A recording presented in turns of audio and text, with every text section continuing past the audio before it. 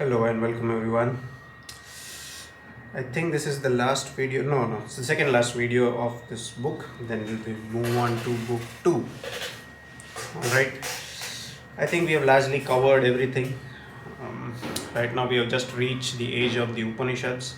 And in the next book we will talk about all the empires that have existed on this holy land of Bharat. At least those empires for which certain degree of evidence is available. Alright. Definitely, yes, during the age of Upanishads, how else do you think things were functioning? There has to have been some kings, there has to have been some bodies, administrative bodies, people entrusted with different jobs, obviously. Okay, so it's not like up until the Upanishads we were barbaric people. No. Although that was the case in the very beginning. Okay, then after that things started functioning. The Aryan faith was continuously evolving, developing, and the culmination of the Aryan thought, okay, that started off, that the churning of the Aryan thought that started with the genesis of the Rig Veda and all the Samhitas and all the Brahmanas, it finally came to a culmination in the Upanishads. Okay. All right. So far we have covered. What was it that we covered last time? Yes, the education part that we have covered. Today we are going to talk about manners and morals, habits and customs. Okay, up until now we have covered this sufficiently that hospitality is something that was looked upon as a service towards the god. Okay, because if somebody else comes to your place, it was believed that it is God that has come to your place and you're supposed to serve that guest. Okay, if that guest is upset, all right, it's equivalent to God getting upset, and hence you cannot risk the gods being upset with you. All right, so yes, hospitality is something that has been stressed very much even in the Upanishads. Keep in mind we have also covered the same thing during the Vedas. Okay, so there is a lot of time gap between the Rig Veda, all the Vedas, then Samhitas, then Brahmanas, and then finally the Upanishads. So there is a lot of time gap between the Vedas and the Upanishads. Okay, so even in the Vedas we see hospitality was something that was thought of as a service to God. Okay, and hence to this very day we carry along this thought of Atithi Devo Bhava, meaning a guest is equivalent to God. Okay, so there was an origin. This is something that has existed like 5,000 years ago is the known. We know because it was only 5,000 years ago that this was written down, but we don't know how many years or how many centuries, and I would go to the extent of saying how many millennia before actually being written down were these things in practice. Okay. Yeah, so moving ahead, hospitality, yes, was definitely something that was stressed upon. Second is the 5 daily Mahayajnas, the sacrifices, that is every day you are expected to make 5 sacrifices daily. Okay, now these are some things that you are supposed to do daily to, I would say, how shall I put this? I'm not getting the right word. But largely there are 5 sacrifices that you're supposed to undertake every day to reaffirm your faith in the Aryan system or the Aryan way of life. Okay, and largely those sacrifices contained feeding food to people. One of them that was very interesting was the study of the Vedas. Okay, so that is something that you're required to do every single day if you claim Aryan ancestry. Okay, and every national of Bharat who has retained his or her civilizational identity, they have an Aryan ancestry. Now the reason why I say who have retained, because now we have I would say a considerable population in our country have chosen to convert. Not exactly chosen, I mean that is again a very debatable thing. None of the Christians or the Muslims, if you ask them, okay, have you converted willingly, I don't exactly know, because if you see, largely during the Mughal period people were converted forcefully. So it's not like they have willingly adopted the ways. It's the current generation who have been convinced that they have willingly adopted it. No, ask your forefathers, ask your grandfathers if they are alive, why exactly did they convert? But that's again a discussion for some other another video. Okay. One very interesting thing about hospitality is it is written on page number 524. After this, food containing meat is to be offered to the guest, and if the occasion is a special one, a cow is offered, and it is for the guest to have it killed for him or to set it free. Okay, now this is going to sound very controversial, but yes, okay. Meat eating was a frequent practice even during the Upanishads. Okay, during the Vedas, during the Samhitas, Brahmanas, every age up until now has had some component of their food coming from meat, and it's not like they ate only a single, uh, during only one day of the week that they were consuming meat. No, it was a regular affair. Whenever there were sacrifices, you had to consume meat, and those sacrifices were pretty much frequent. Okay. Cleanliness. Okay, R.C. Majumdar writes on page 524, the sipping of water and the washing of feet are insisted on everywhere as preliminary to any, even the most trivial ritual act. Okay, hygiene was of the utmost importance for all the sacrifices or all the rituals and ceremonies that you had. Okay, so yes, so this entire narrative of Bharat being, how shall I put this delicately, that we are like, characteristically, the nationals of Bharat are averse to personal hygiene. I don't know how this image has been created, because this seems to be the dominant narrative in the Western countries, that only if you're white you have a perfect hygiene, but if you come from Bharat you somehow have a substandard hygiene. But if such things existed 5,000 years ago, okay, how do you explain this narrative? Either the narrative is incorrect, or there has to have been some other evidence that only the white people had that made them think that, that only they are the ones who are pay utmost attention to hygiene, and people from Bharat don't. Okay, but at least the Aryans of the Upanishads, they were pretty much conscious about their hygiene needs. One thing that is very, I don't really understand this. If there is any female viewer who is viewing this video, if you can explain it, let's see. The rite of Simantonayana, or parting of the hair in the middle in the 4th and the 7th month of pregnancy, is an interesting custom. Okay, this is something that I came across to me as a complete blinder. I have zero clue about this. So according to this book, according to R.C. Majumdar, he says that during the age of the Upanishads, women who were pregnant and when they had progressed to their 4th and 7th month of pregnancy, they will part their hair in the middle. So I have zero clue about this, but yes, this was a custom. Okay, another interesting custom that this book has brought to the light is the child is given 2 names, of which one is to be kept a secret.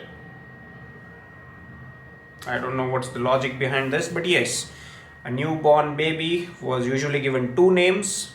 Okay, so it's like one name was supposed to be used for a public consumption, like all the others, and the another name was, I guess it was limited to the families or the extremely near and dear ones, as in your immediate family, such as father, mother, or any brothers or siblings or sisters that you had. So one of the names was for the public consumption, another one was for family, and the family one was usually not put out in the public. The occasional counting of years, not from birth but from conception, is a practice that has a parallel in the Buddhist ordinances. Okay, sometimes when we are counting our age, we usually count the number of years after being born. All right, but there were some traditions during the Upanishads where they counted the number of years from the date of conception. So I really don't understand this. How can you calculate the date of conception? So I mean, if they knew this science of calculating the date of birth, for conception. I guess they had to be pretty much advanced. Next is amusements and entertainments. How did they, fill their leisure time, if they had any? It seems that the game of dice was looked upon as a popular entertainment. Game of dice, as in some form of the current Ludo that we have, some or the other crude form of Ludo, because this is 5,000 years ago we are talking about. Since a common gaming hall is one of the public buildings of the town, okay?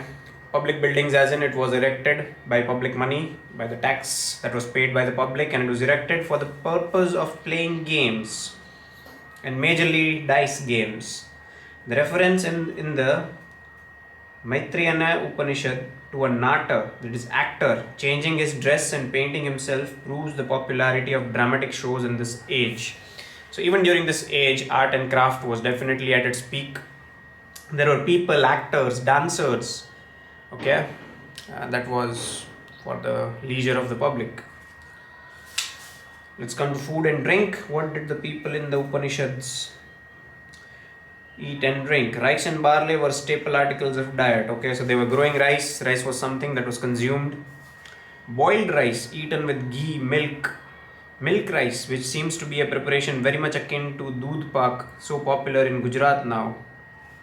Okay, like I said, cow was the center of the economy. Why? Because when the Aryans, they decided to make the transition from hunter gatherers to settle down as a community, they needed a steady source of nutrition.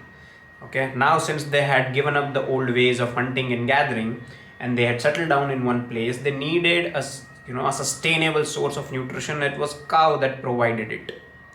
Now there are arguments to be made, why couldn't they have used other animals, but that is again an argument for a different case.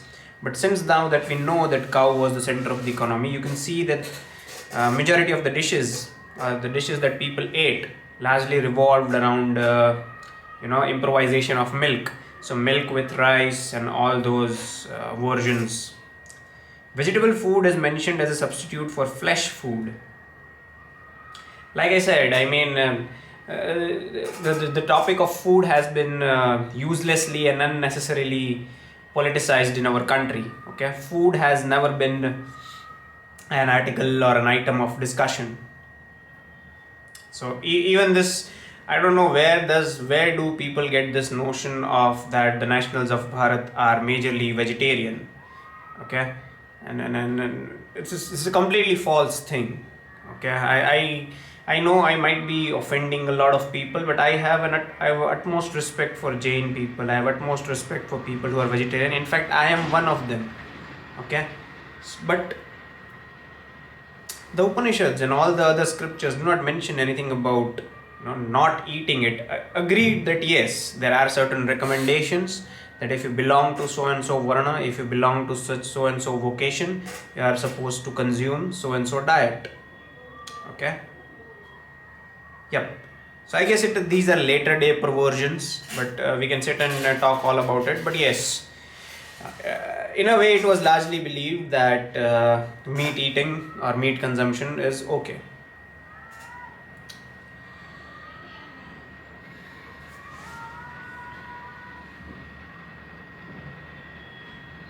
On page number 526, okay, there is an entire paragraph that R.C. Majumdar has dedicated to explain to people the fooding habits. People in this age were by no means vegetarians. They ate flesh freely, not excluding even beef, which was prohibited later owing to the growing reverence for the cow. Flesh food must be served to the Brahmanas invited to the Shraddha dinner, vegetable food being allowed only in its absence.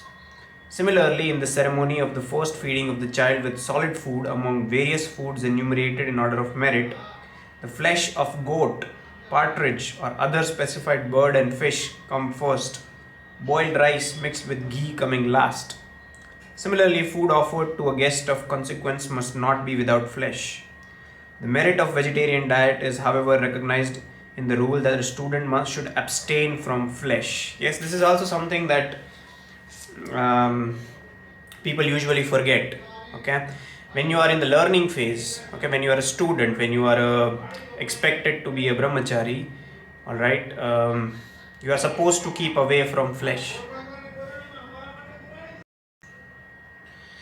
Okay. Next up is the Anvashtakya ceremony.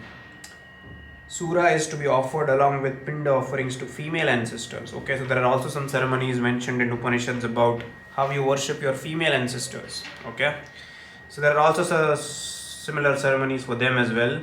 So this entire argument that the Aryan civilization is inherently biased towards women is, I would say, you need some nuance to look at it. You cannot simply blanketly assume that the Aryan civilization was inherently biased to females. There are separate rights for female ancestors. Okay, there are separate rights, inheritance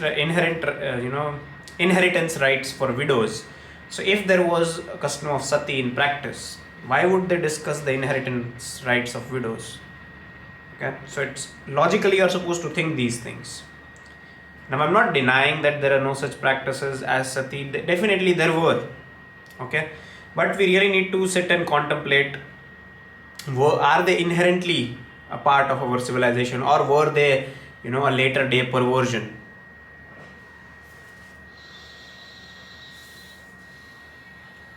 There is also some description about turbans, ceremonial headwear of turbans. Red turbans and clothes were used during magic rites, and silk ones for sacrificial purposes. I remember reading somewhere in my school textbooks that the art of silk and making clothes out of silk, originated in some other country, not in Bharat. But this is something that is mentioned in Upanishads, that you are supposed to wear silk clothes during sacrifices. This is 5,000 years ago, and probably more than that. Okay, so explain to me this. If they hadn't figure out how to extract silk and make clothes out of it, how do you find the mention in Upanishads about silk clothes?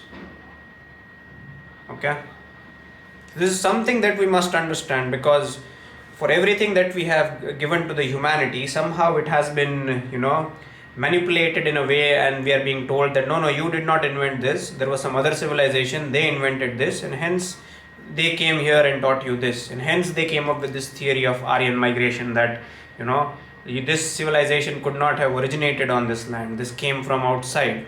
By the way, that has been totally disapproved. Okay, so if you are finding mention of silk clothes 5,000 years ago in Upanishads, okay, it is rather prudent to assume, okay, that they knew the art of extracting silk and making clothes out of it, probably even before all the other contemporary civilizations. Silk was used, there were woolen blankets, black clothes were also worn, a pair of garments, a turbans, earrings, shoes, and a bamboo staff and an umbrella, complete full dress. This was the full dress. Okay. Next up, as it is noteworthy that the makeup of the ancient ancient Aryans were not as simple as we fondly imagine. The collyrium, okay, the black substance that we use beneath our eyes, okay, anointing the body before the bath and the nose and the mouth for the bath. All right. So this image, okay, I don't know where this started off. I guess it was during post 1947 when they created this image of Bharat as a rice bowl or a whatever. Okay, because there were some crisis of food, and hence this image was created in the Western world that the country of Bharat is largely about beggars and people who beg food. Okay, but all these things, okay, they have been rather cultivated to further a certain political narrative. It wasn't always like this. Okay, health and hygiene, okay, a keen desire to live a long and a healthy life is something that was very common during the Aryan civilization. Okay, hence we have this idea of prevention is better than cure. Okay, all of our medical science is largely based on preventing diseases, not curing the diseases. Once that you are afflicted by a disease, there is no option but to cure it. Okay, so all throughout your life, your day-to-day life has to be configured in a way that you prevent that disease from occurring in the first place. Hence we have yoga, hence we have Ayurveda. If you see largely all the Ayurvedic medicines, they are largely preventive in nature. It's not like if you have a certain disease and you go to an Ayurvedic practitioner and he or she will, give you some medicine and you'll be cured in 2 or 3 days. That's not how things happen. Okay, so it's like sharpening the axe. You keep on sharpening your axe, and when the time comes, you know, the edge will take care of the attack. So that is what the philosophy of health and hygiene was. Fasts are so often recommended in the ritual that the inference becomes irresistible that the ancient Aryans were fully aware of their beneficial effects on health. Yes, fasts, they are mentioned in the Upanishads as well. Okay, so it's not a concept that somebody else from outside came over here and taught us. Fasts have always been a part of our civilization. Okay, and it is mentioned up until that extent that it is safe to think that yes, they knew about the beneficial effects of fast. Otherwise, why would someone else stay hungry? Okay, that special places were set apart to receive dirt, accumulated waste, and sweepings. Okay, there are also specific places in your household, in a society, where you are supposed to deposit all the waste and all the garbage. That cow stables and cemeteries were located outside the village or town is seen from the rule which says that they were used as landmarks in a journey along with a forest. Okay, so cow stables and cemeteries, they were used as forests. Alright, that's it for this episode in the ancient history of Bharat. The next video will be the last one for this book, and we will move on to book number 2. And the title of that book is The Age of Imperial Unity. Finally, we can get to know about, finally it will start making sense. Up until now, due to a lot of reasons, majority of our written wisdom does not exist because some libraries were burnt, due to political reasons. Okay, we are not allowed to talk about it because it will hurt the sentiments of a certain community. Alright guys, that's it for this episode of Ancient History of Bharat. I will see you guys in the next video. Thank you for watching.